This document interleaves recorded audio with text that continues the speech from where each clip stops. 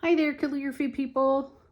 I am going to do a lesson on special projects, which is something that I do occasionally for people um, who like my lettering style and want something for a special occasion. So I'm going to show you an example of something that I do.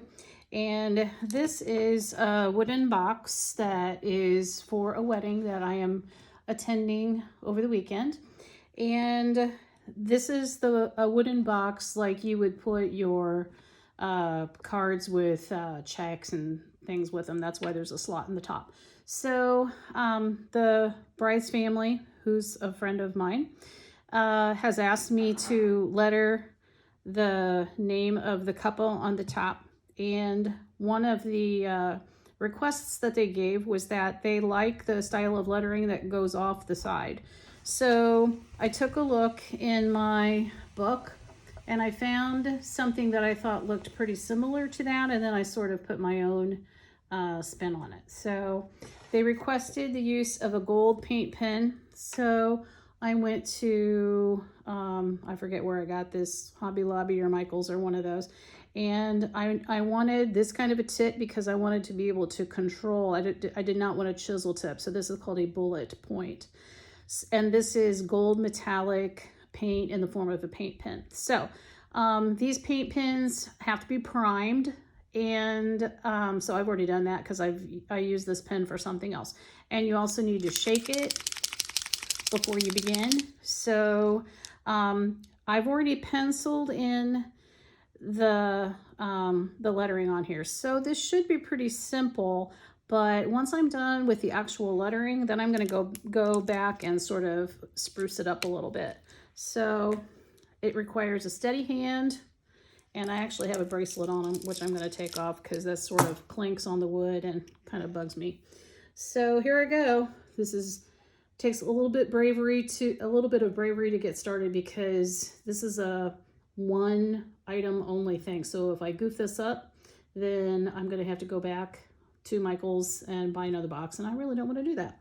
So I'm just going to follow the pencil lines and hopefully in as continuous a line as I can, because you always run the risk of not meeting a line that you already had started exactly right, and then you have a little cosmetic surgery to do. So one thing that I also try to do is if the lettering style does not call for it, I try not to cross any of my letters with any other letters.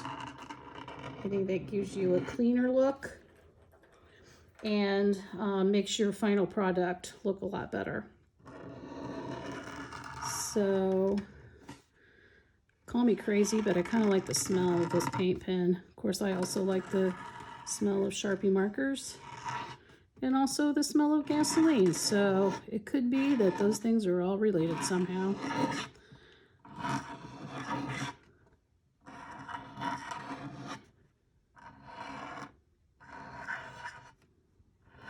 And here's an example of going off the side. All right, now to be quite honest with you, that doesn't look that great.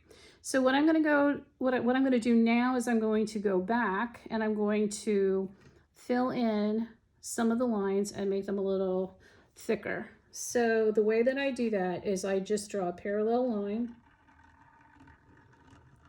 as close as I possibly can.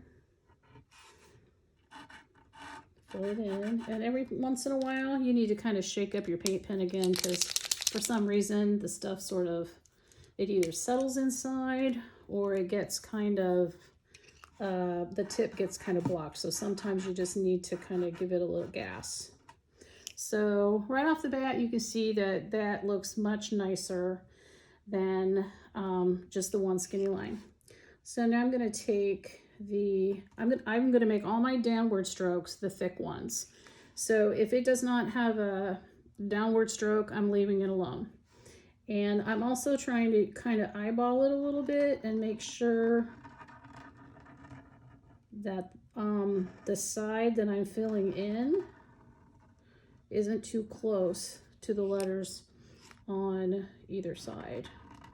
trying to keep a consistent distance between all of those. So already you can see this is becoming a little bit more, has a little bit more dimension. And there's really no right or wrong way as long as you stay consistent. If you do an E one way and then in another word you do an E a different way, your end product is just not going to look quite as polished as you want it to be. And that just takes a little bit of experience. I really like the look of this gold metallic paint on the dark wood box. All right, now here, I think what I'm gonna do is I'm going to, even though these downstrokes are kind of going in a different direction, I'm going to do these two and maybe just leave that other one alone, because you don't want to do too much and make it look too busy or crowded or clunky. And every once in a while you just need to go back and you need to just do a little evening out, and there's nothing wrong with that. All right, S's, I must confess to you, are my least favorite letter, because it's really difficult to make them consistent, and especially when you have two right next to each other, if you make one look really different than the other one, it's going to be quite noticeable. So I'm going to tread lightly on these S's and maybe even do the same parts of each rather than going back, just doing one complete one, because I want to make sure I stay as consistent as possible.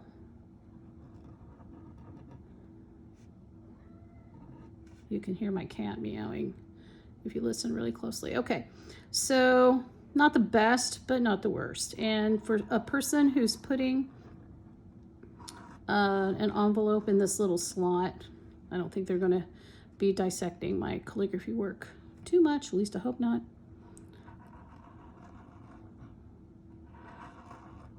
And I'm not gonna bore you with, dissecting every little tiny thing that I'm doing. But one thing I did want to point out is that the date I decided to do in a different font. And when I was penciling this in, I tried to use this little slot as a guide. And sometimes you guess right and sometimes you guess wrong. I just so happened to guess pretty close to having my J and my 0 end at about the same spot. This one, even though the lettering looks a lot more simple, sometimes these block letters are more difficult than the swoopy stuff. So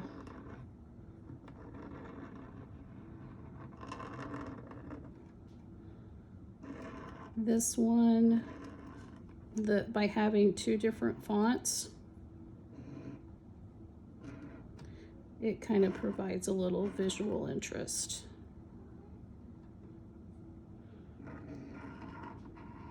Twos are the number that I probably dislike the most, only because, like the S's, there's a lot of variation in how to make them. So sometimes I just do it Diane style.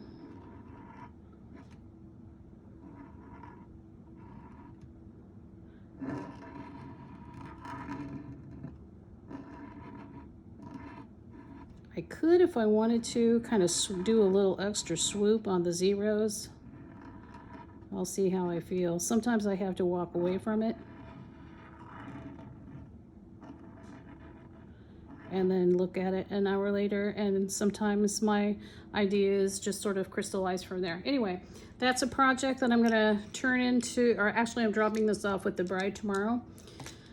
Actually the bride's mother, and it'll be a nice little remembrance of their wedding. And after they take their gift envelopes out of it, they may decide to put some dried flowers in it.